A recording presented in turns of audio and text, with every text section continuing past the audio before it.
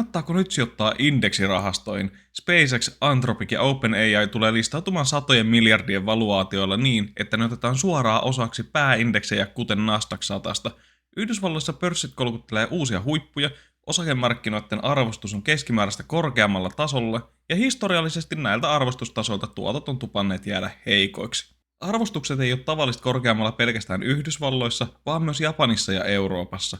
Yhdelläkään päämarkkinalla tulospohjainen arvostus ei ole viimeisen 25 vuoden mediaania alempana. Pörssin suuret yhtiöt kuten Microsoft, Amazon, Google ja Meta kiihdyttää heidän datakeskus- ja tekoälyinvestointeja sadoilla miljardeilla dollareilla.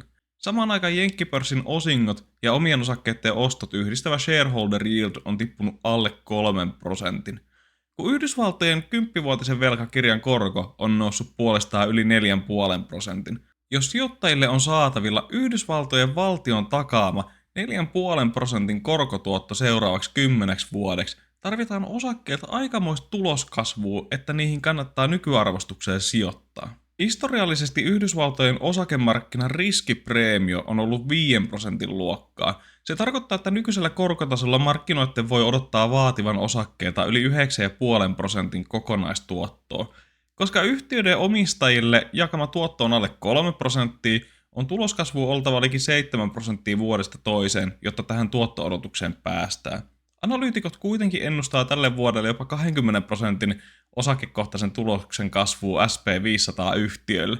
Onko pörssi siis halpa, kallis vai onko sillä ylipäätään mitään väliä?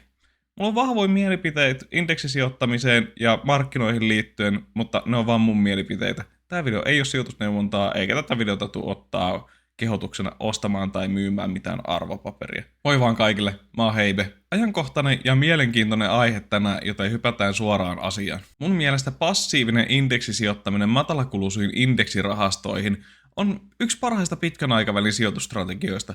Ja jos se on ollut teidän strategia tähänkin asti, niin kaikki mitä mä sanoin videon alussa on pelkkää kohinaa. Historian peilaten globaalit osakemarkkinat tulee tarjoamaan pitkällä aikavälillä sellaista tuottoa, joka riittää kompensoimaan markkinariskin ottamisen.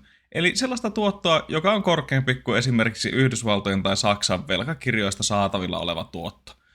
Kuten totesin videon alussa, tämä riskipreemio on tyypillisesti ollut 5% luokkaa. Vuodesta 1969 tähän päivään asti kehittyneiden markkinoiden suuryhtiöihin sijoittava MSCI World-indeksi on keskimäärin tuottanut 8,3% vuodessa. Tietenkin lyhyellä aikavälillä voi tulla pörssiromahuksia, ja osakkeet voi tuottaa korkoja heikommin vuosikausiakin. Mutta tavalliselle kuukausisäästäjälle näiden vaikutus jää silti aika pieneksi, jos vaan sijoitushorisontti on tarpeeksi pitkä.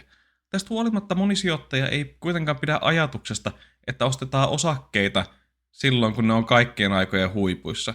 Mutta koska osakemarkkinoiden arvo tuppaa kasvamaan yli ajan, niin itse asiassa esimerkiksi Yhdysvaltojen SP500-indeksi on saavuttanut uuden kaikkien aikojen huipun joka 15 kaupankäyntipäivä. Ja näistä huipuista miltei joka kolmas on ollut sellainen taso, jota ei ole ikinä enää sen jälkeen alitettu. Pörssien arvostustasojen, korkotasojen, satojen miljardien tekoälyinvestointien lisäksi sijoittajia tuntuu tällä hetkellä myös huolestuttavan osakemarkkinoiden nykyinen jakauma. Tästä aiemmin mainitusta MSCI World-indeksistä jopa 72% on amerikkalaisissa osakkeissa, ja 10 suurimmasta yhtiöstä 9 liittyy jollain tavalla tekoälyyn ja teknologiaan. Tältä tekoälyhuumalta ei ole voinut välttyä Suomessakaan, sillä meiltä esimerkiksi Nokian osake on noussut 180% vuodessa. Suurin osa indeksirahastoista seuraa tämmöisiä markkina-arvopainotettuja indeksejä, kuten tätä MSCI Worldia. Näissä indekseissä siis suurimmat yhtiöt saa suurimman painon, jolloin ne seuraa tosi hyvin yleisen osakemarkkinan kehitystä. Mutta on myös muita tapoja rakentaa indeksejä ja painottaa yhtiöitä kuin pelkkä markkina-arvo. Eugene Famanin ja Kenneth Frenchin tutkimuksen mukaan pienet yhtiöt, matalan arvostuksen yhtiöt ja konservatiivisesti investoivat korkean kannattavuuden laatuyhtiöt tuppaa tuottamaan vielä yleismarkkinaa paremmin pitkällä aikavälillä. Ja itse asiassa tällä hetkellä pienten yhtiöiden arvostustasot on tavallista matalammilla tasoilla, arvoyhtiöiden arvostusero kasvuyhtiöihin on hieman historiallista tasoa suurempi, ja laatuyhtiötkin on tuottaneet markkinaa heikommin. Nyt voi olla siis perusteltua ainakin harkita näiden yhtiöiden ylipainottamista omassa sijoitusstrategiassa. Näihin strategioihin löytyy ETF-rahastoja, esimerkiksi Avantix ja Dimensionalin omat, on suosittuja, mutta niihin ei välttämättä pysty sijoittamaan kaikilla alustoilla, sillä niihin ei ole vielä suomenkielistä avaintietoasiakirjaa saatavilla. State Streetillä on eurooppalaisia ja yhdysvaltalaisiin pienyhtiöihin sijoittavat ETF-rahastot ZPRV ja ZPRX, joissa matala arvostuksen pienyhtiöt saa sitten suuremman painon. Laatuyhtiöiden osalta mun mielestä WisdomTreen Global Quality Dividend Growth ETF on äärimmäisen mielenkiintoinen tuote, sillä se yhdistää osakevalinnassa yhtiölaadun momentumiin sekä jaettujen osinkojen määrään. Nämä kaikki mainitut rahastot on passiivisia indeksejä seuraavia sijoitustuotteita, eli niissä on suhteellisen matalat kulut, eikä siellä ole salkunhoitaja tekemässä osakevalintoja.